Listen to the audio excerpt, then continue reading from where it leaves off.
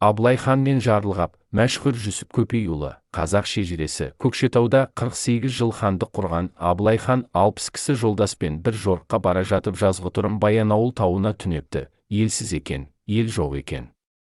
Түнде аш жатыпты. Таң атқан соң алдымызда тамақтанарлық жерде ел бар ма деп сұрапты. Бір керейіт жігіт, алдымызда ағысы, қудың қуында Қызылшілік деген жерде Қаракесек, Жарылғап бар, депті. Абылай хан, қай Жарылғап депті. Қай Жарылғап екенін халық баққан езіңіз білмесеңіз, мен қайдан білемін дегенде, білмесең, оның ол жерде бар жоғын қайдан біліп тұрсың депті. Нағашым еді, жазды, күзді қатынасқанымызда сол жерден табыла беруші еді депті. Ал, ендеше көрген жеріңе баста депті. Түс болмай-ақ сау етіп келіп қалыпты.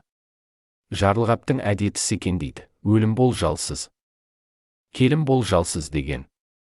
Мейман қонақ, мен бүгін пәленшекенікіне барамын деп хабар салып келмей. Күндіз келіп қалама, түнде келіп қалама, деп үй ішін төсеніш төсетіп, құда күйеу келетұғын үйдей қылып қояды екен. Маңқан деген бәйбішесі бар екен. Қаз дауысты Қазбектің баласының отауы түсіп, той болып, тойға кеткен екен.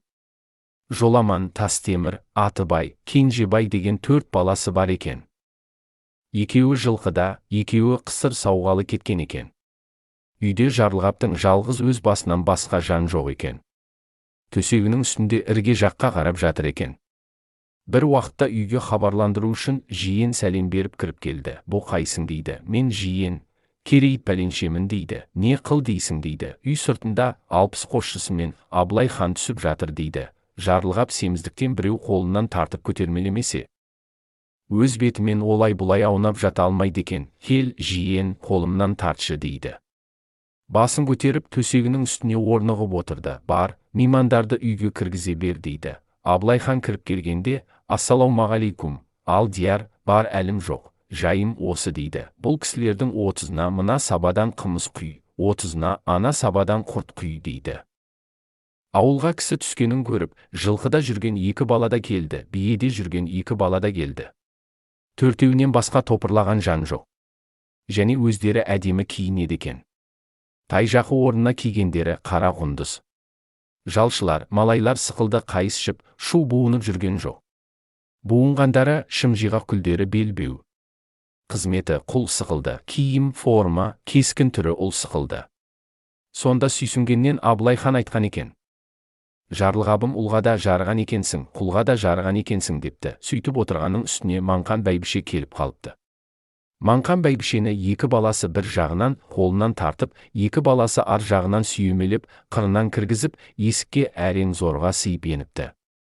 Байпаңдап келіп, Жарылғаптың төменгі жағына төсек үстіне отырғызғанда, екеуі 2 шоқыдай жарастықты болыпты. Бұл кісілер сусындады ма депті. Бар қымызбен бар құртты бердік депті. Жүктің артында сүйретпеде байдың сыбаға асы түнемелі түреді. Балалар алшы депті. Алып тегенеге құйып сапырған екен, 60-на түгел жетіпті.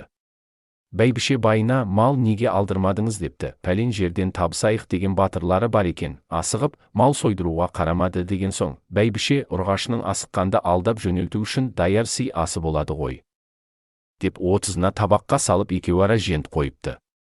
30-на майды бейпіл салып, ірімшік қойыпты. Баянауланың мырзашоқысы мен ағысы, қудың мырзашоқысы бір жерден табылды ғой десіпті. Бұзау, тайыншаның қарнына салынған бір қарын жентті ортасынан қақ жарып, ханның қоржынына салғызды дейді. Жылқыға ие бақташы болған баласы Тастемір екен. Жарылғап, Тастемір жан, хан деген жұрттың қазығы.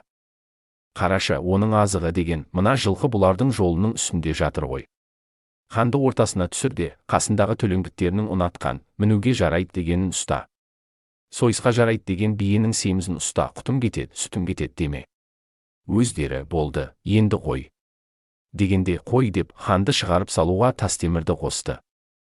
Жылқының ортасына хан барып түсті. Тастемір шатырлатып, төлеңгіттердің таңдаған, қалаған атын, биесін ұстап бергі жатыр. Сонда Абылай хан қасындағы отырғандарға сөйледі. Мен бағана Жарылғап бар дегенде, қай Жарылғап?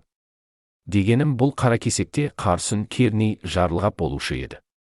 Оны жұрт, ер Жарылғап, батыр Жарылғап, бай Жарылғап, би Жарылғап қай түрлі атпен атаса да толық болған жан еді.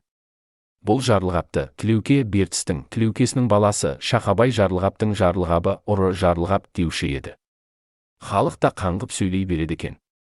Бұл ұры болса, жылқы, түйе, қой, сиырды ұрлап алған шығар дейік. Ана бәйбішені ұрлап алған жоқ қой. Ұрлап алса, жанды кісі бұған сіңіртіп қоя ма? Мына 4 баланы ешкімнен ұрлап алған жоқ қой. Бір 4 күшік кімнен тумайды? Бірінен бірі өтіп туған. Туысы бөлек жандар ғой. Мынау өзі Құдай жарылқап қойған шын жарылғап екен депті. Тастемірді шақырып алып, кел, балам, сенімен қияметтік бала қылайын деп түрегеліп құшақтап, дос болған екен деседі. Абылай ханнан дуа тигендігі, сол жарылғаптың тұңғышы Жоламан 16 ұлды Жоламан атаныпты.